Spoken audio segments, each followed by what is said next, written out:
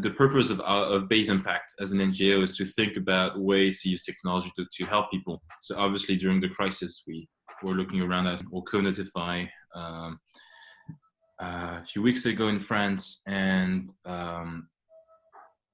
really simply, it's a web application that helps people with COVID-19 symptoms easily notify the contacts they may have contaminated during their contagious period.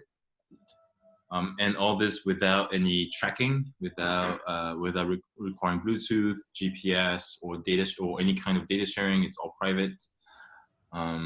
It's essentially a way to enable individuals to do their own contact tracing, but without the tracking part. We were multiple people among our team to have seen cases of people who learned they had COVID-19, but did not notify the people they were in contact with over the past few days.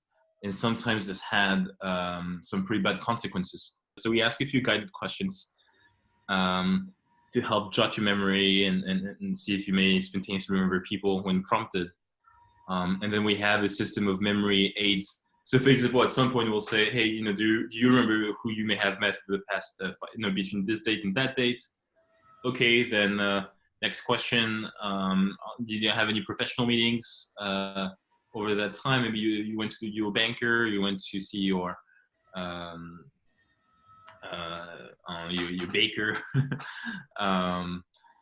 Okay, next question. Let's review all the different days, and then each day. Hey, that was Thursday the 12th. You had these elements on your calendar. The weather was sunny, and this was in the news.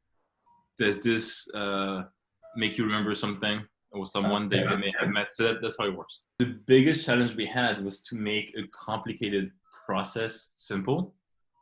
So it was a lot of work in thinking about the UX and the way the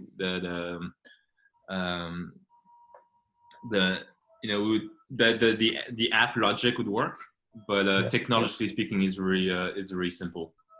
As a comparison, the traditional human contact tracing interview process is something that takes about an hour per person.